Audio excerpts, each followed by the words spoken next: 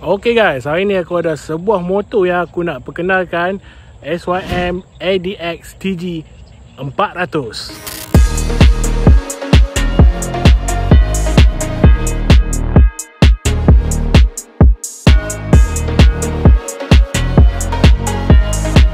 Sebelum tu, bagi siapa-siapa yang belum lagi subscribe channel aku, boleh subscribe channel Cikgu Project RSX. Aku review semua berkaitan motor dan juga modify juga motor pun ada.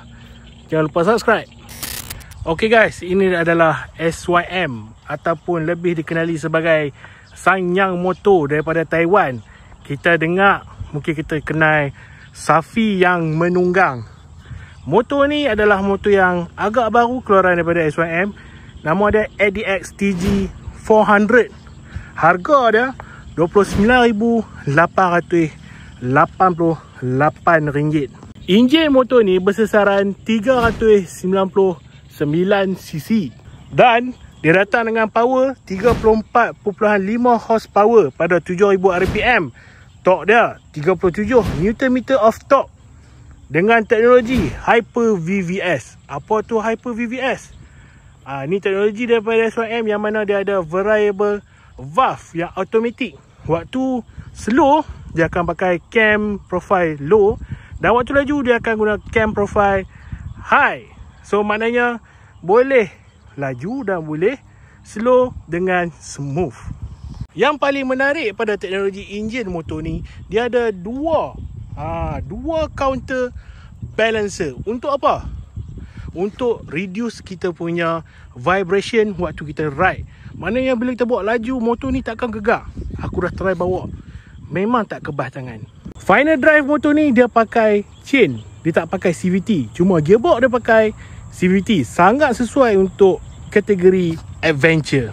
Di hadapan dia pakai USD fork dengan ketinggian 41mm. Dan belakang dia pakai monoshock menggunakan multi-link daripada Sanyang ataupun orang panggil Sanyang Multi-Link System. Kalau hampa pernah tengok TL500, lebih kurang macam tu lah suspension dia.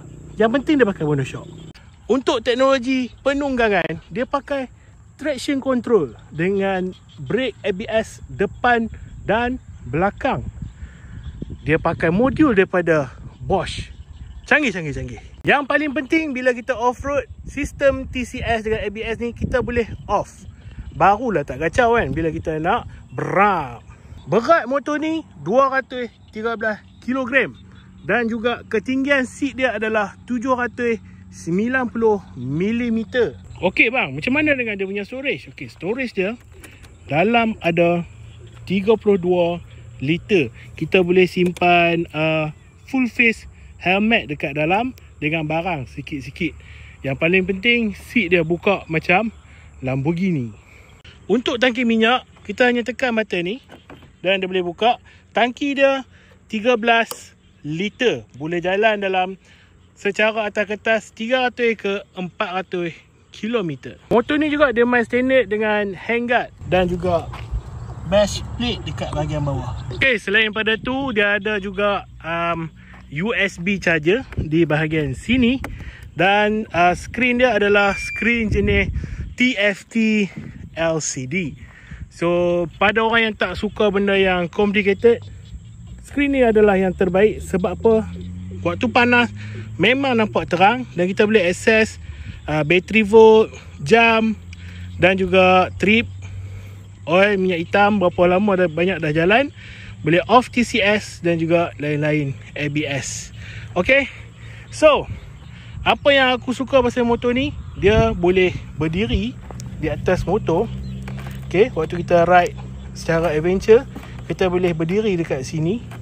Dan dia punya tempat letak kaki adalah sangat-sangat selesa. Seat dia juga sedap. Yang lain-lain aku rasa aku better cerita dekat atas motor, barulah menarik. Okay, jom kita ride motor ni. Kita tengok laju dia macam mana, handling dia macam mana, dan kita akan bagi skor.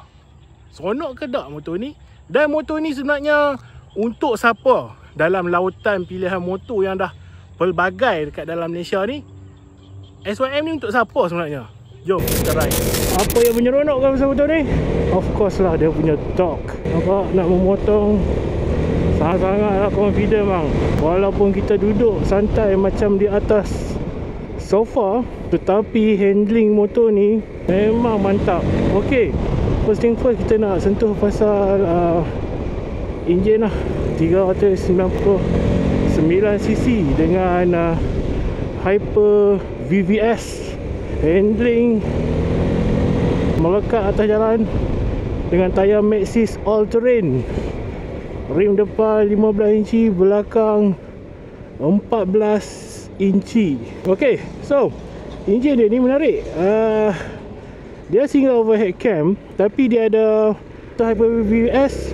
Dia macam intelligent cam lah. Ok, macam VVA dekat motor Yamaha lah. So apa yang dia akan buat, waktu kita RPM rendah, dia akan cam profile dia rendah lah. So waktu kita say RPM 5500 ke atas, dia akan buka cam profile yang tinggi. Maknanya pick up ada, apa top speed pun ada. Yang best nak menyelit dalam pekan pun sangatlah mudah. Cuma nak biasakan dalam sejam dua tu, insyaAllah dah biasa lah dengan motor ni. Dia sangat nimble. Okay. So motor ni enjin ada Hyper VVS. Nombor 2, dia ada 2 counter balancer. Maknanya balancer dalam enjin tu dia bergerak lah untuk bagi motor ni enjin dia kurang gegaran. So aku dah test pada kelajuan 150, 160. Tahu tak vibrate yang sampai tangan kita semut tu kan? Dia tak ada, dia hilang semua benda tu. Ok, selain benda tu, kokpit normal. Aku dah review pasal kokpit kan. Kokpit biasa, TFT LCD, dan dia ada beberapa menu item lah. Trip, minyak hitam, TCS boleh on off. Ok, lepas tu ABS pun boleh on off lah. Sebab apa kena off traction control? Kalau kita main off-road, kalau dia detect tayar tu leceh, dia akan cut off power. So waktu off-road kita kena ni lah. Okay. So untuk suspension feel, motor ni, dia skuter ni dia bukan macam skuter yang typical skuter lah. Dia ikut layout yang sebiji sama macam SXDV 750. So maknanya dia punya final drive dia tu adalah jenis rantai. So bila jenis rantai ni, kita tak ada berat dekat bahagian belakang di kotak CVT, yang mana skuter-skuter normal ada lah. So bila kita main handling waktu off-road ke apa, motor ni dia sangat nimble. Even dekat jalan tar macam ni, aku duk try layan sampai sagat apa tu tongkat pun, dia masih lagi retain dia punya grip. So dia tak rasa geli lah, tak rasa geli untuk kita guna lah. Okay. Skuter ni dia tak canggih, maknanya dia tak ada lah screen yang handkeep, yang pelik tu semua dia tak ada. So skuter ni pure untuk riding. Dia tak ada mood yang kita nak kena pilih dan sebagainya lah. So orang yang tak suka drama memang sangat sesuai motor ni, sebab dia simple and easy to operate. Dan dia punya sistem keselamatan ABS, traction control dia semua pakai branded jenis Bosch. Model dia pakai model Bosch lah. Okay. Untuk brake feeling sangat sekata. Dia ada grip dia, dia dah tak rasa terlalu kurang ke apa. Dan ABS dia pun berfungsi dengan sangat baik lah. Maknanya dia modulate, macam aku tekan brake tu kan, tayar tak mencakap, tapi dia modulate dengan brake setengah.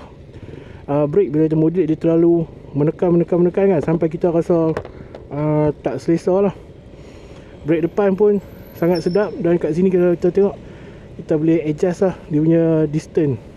Kat sini ada kill switch, start button. Sini ada lampu high beam, dan ni lampu emergency, pass, dan juga horn dan signal. Kat bahagian sini simple, ada engine start. Lepas tu buka ni, kita tengok pick up dah. Dia buka 5500, dan kita boleh memecut lah. Cuma kalau tak biasa, dia mungkin rasa macam motor ni dia macam sedikit malas. Tapi bila once dia dah bergerak, dia bergerak dengan laju lah. Lepas dia buka VVS dia, function dia. Okay, other than that, benda yang aku boleh sentuh adalah dia punya windshield. Windshield dia boleh naik dan turunkan secara manual lah. Kita boleh gerakkan ni. Dah gerak macam ni lah. Dia 2 step saja. Okay. Cuma untuk orang yang tinggi, masalah sikit sebab dia ada wind turbulence. So dia akan bermain angin kat sini. So kalau pakai helmet yang visor dia pendek sikit, boleh sampai baju depan pun akan terangkat lah. Selain pada tu, kita ada USB charger. Malangnya kat tepi ni tak ada poket. Alright, kita tengok. Dia tak ada masalah lah nak motor, semua motor lah.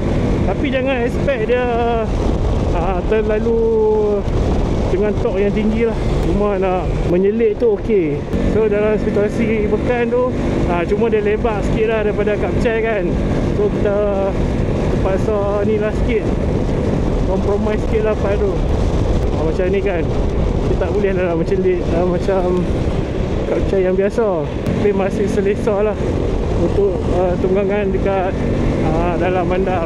Ok, so dari segi maintenance macam mana, tak silap aku lah minyak hitam dia, aku tak pasti, kena pastikan lagi mungkin dalam 2 liter. Lepas tu kena maintain dia punya CVT dia ada dekat bahagian sini. Kena tukar apa ni, tapi betting dia setiap 20,000 km. Dan kita ada rantai lah sebagai final drive dia tu. Ok, so apa kelebihan rantai kat belakang? Macam aku cakap lah, dia tak ada berat dekat bahagian belakang. So dia improve lah dari segi riding. Lepas tu orang katanya, bang, macam mana dengan motor ni kalau saya nak beli, saya nak compare dengan ADX TG. Bukan, saya nak compare dengan Zontas 368G. Yang mana betul saya ambil? Okay, motor ni dia tak sama macam Zontas 368G. Kalau hampa cari cruising dalam highway, maknanya selalu touring, jalan jauh, Zontas adalah motor untuk hampa sebab dia lebih planted dekat jalan highway. Okay. Dan untuk ADX TG 400 ni, dia lebih kepada touring dekat kawasan atau jalan-jalan yang tidak rata. Dia lebih mudah dikawal, lebih mudah ditunggang lah. Okay. Sebab apa? Suspension dia untuk SYM 400 ni, walaupun dia bukan jenis yang boleh di adjust, maknanya kita tak boleh adjust rebound dan compression, tetapi dia punya daya serap hentak dia sangatlah baik. Walaupun berat aku ni 130 kilo, tapi daya serap hentak dia sangatlah baik. Dia mampulah, dia tak keras langsung. Motor ni kan actually dia berada dalam kawasan yang panas, tapi aku nak demo kat hampa. Motor ni best untuk off-road. Ok, kenapa kata best? Tengok bawah. Aku boleh kepit tau kaki. Nampak? Bila aku off-road macam ni, so aku boleh kawal motor aku waktu nak brap ataupun nak macam ni. Dia tak perlukan extra foot pack. Dan dalam kawasan yang ekstrim macam ni pun, dia punya suspension menyerap hentak dengan baik. Dan even kalau kita on TCS, dia sangat membantu untuk beginner punya rider. Okay, so habis pasal handling, lagi kita sambung pasal top speed dia berapa. Jom. Okay, untuk torque tak ada masalah lah. Sebab motor ni twist and go kan. Cuma kalau hampa expect untuk dia bagi instant torque tu, dia could be right or wrong lah. Kalau expect tu dia akan naik secara power, dia deliver secara sangat-sangat linear. Dia tak kejut. So motor ni sesuai untuk orang yang baru nak belajar bawa motor. 400cc yang sangat tidak menakutkan. Ni aku pula ni, dia tak ada lah nak risiko wheel spin ke apa ke.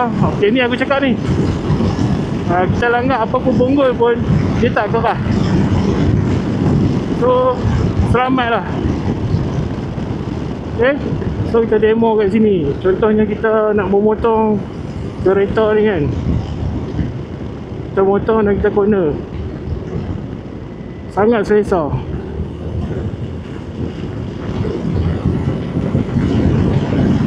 Macam tu. Okay, so macam mana situasi bila menunggang di atas highway? Memang betul-betul relax lah. Kawasan motor ni sesuai untuk orang yang bawa dengan kelajuan highway speed 120, 130. Dia sangat selesa. Dan nak memotong pun dia tak menakutkan lah. Okay, kita just jalan macam biasa, bagi perhatian dekat atas jalan, dan should be okay. Nak motong tu sangatlah confident. Okay, sebagai contoh ni kan, so just twist and go. Alright. Dia tak ada drama. Motor ni dia tak ada drama. Dia tak ada apa tu, mood. Kita tak ada mood yang kita nak pilih. Kita just apply apa yang kita ada. Dia macam motor cruiser kan. Cruiser macam tu lah. Dia tak ada drama. So bila kurang, setengah orang dia prefer benda yang kurang ada banyak benda canggih ni kan. So dia kurang pening kepala. Dia bawa drive, itu sahaja. Okay, jom kita try dia punya top speed.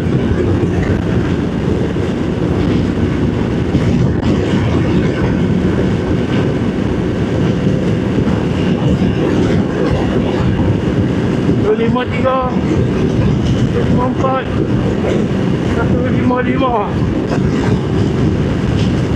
155 masih stabil. 156 157 158 paling tinggi boleh sampai ni 16.